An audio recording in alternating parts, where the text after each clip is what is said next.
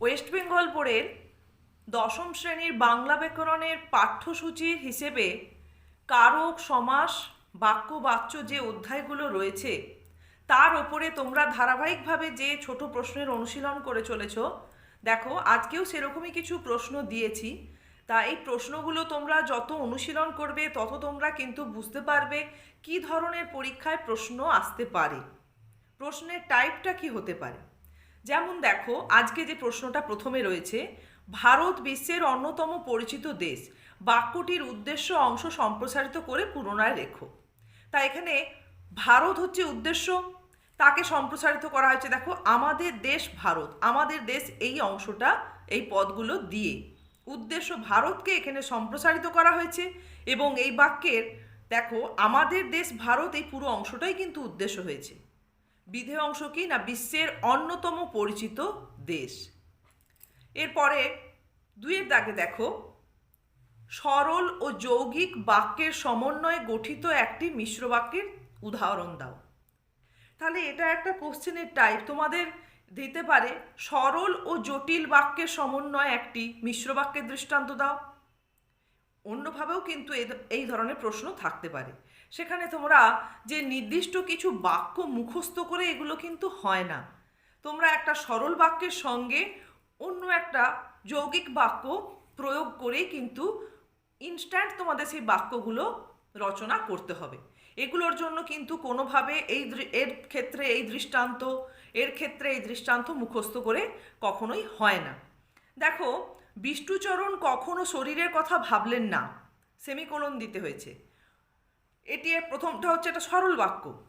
কোনো দিনই তিনি শরীরচর্চা করলেন না, এবং এবং নয়, এটা বরং দেওয়া হয়েছে, বরং রোজই ভুরিভোজ খেয়ে চলেছেন। তাহলে এই দ্বিতীয় প্রসার মানে কোনো দিনই থেকে চলেছেন এই পর্যন্ত, এই অংশটা হচ্ছে একটি যৌগিক বাক্য, আর প্রথম অংশটি হচ্ছে সরল বাক্য।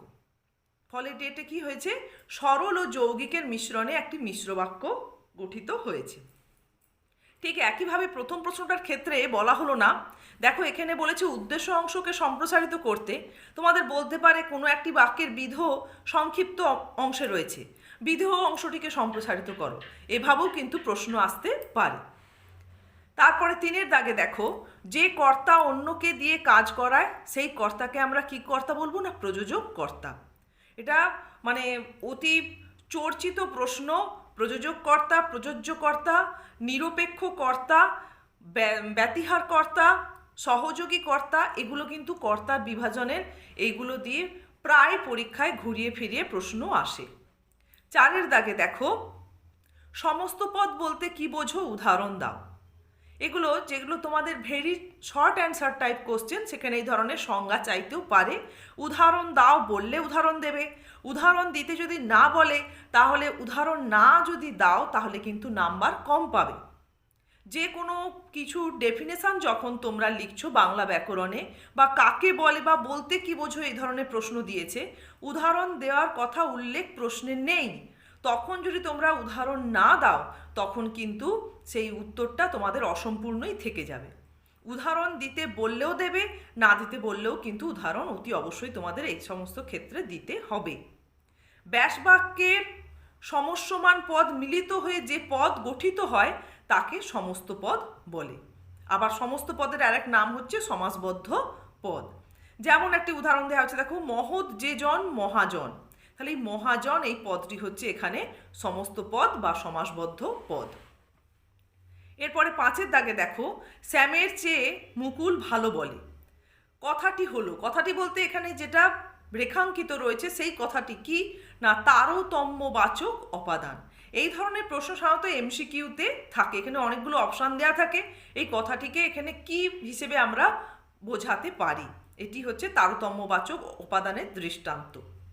ছয়ের দাগে দেখো, বর্ষবরণ কোন তৎপুরুষ সমাস না, এখানে একদম যখন চাইছে কোন তৎপুরুষ সমাস, তোমাকে কিন্তু ব্যাসবাক্য না লিখলে তোমার যে নাম্বার কম হবে এটা কিন্তু একদমই নয়।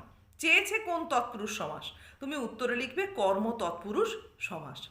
আর ব্যাসবাক্য চাইলে অতি অবশ্যই তোমাকে ব্যাসবাক্য দিতে হবে, এবং ব্যাসবাক্য সহ সমাস নির্ণয় করো বললে ব্যাসবাক্য এবং সমাসের নামও লিখতে হবে। সাতের দাগে দেখো, মেঘে ঢাকা ও বনে বাস সমাসবদ্ধ পদ দুটির কোন সাদৃশ্য রয়েছে বা কোন দিক থেকে সাদৃশ্য রয়েছে? এই দুটি কিন্তু তৎপুরুষ সমাসের দৃষ্টান্ত, কিন্তু তৎপুরুষ সমাসের আবার দুটি আলাদা ভাগ। মেঘে দ্বারা ঢাকা এটা করণ তৎপুরুষ, আর মেঘে বনে বাস এটি হচ্ছে অধিকরণ তৎপুরুষ। কিন্তু দুটি যেহেতু তৎপুরুষ সমাসের দৃষ্টান্ত, তাই এদিক থেকে এদের মধ্যে সাদৃশ্য রয়েছে।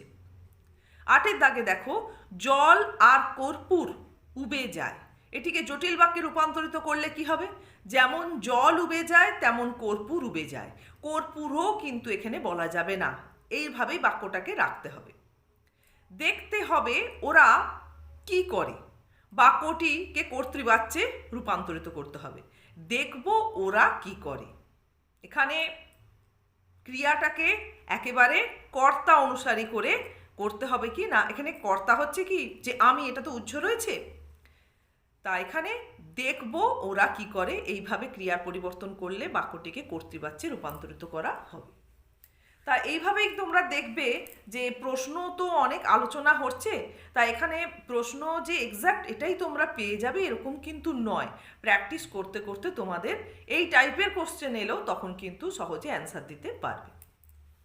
আর তোমাদের যদি কোনো প্রশ্নের কোনো কনফিউশন থাকে বা জানার কোনো কিছু দরকার থাকে, তাহলে অতি অবশ্যই কিন্তু আমার মেসেজ বক্সে তোমরা মেসেজ করতে পারো।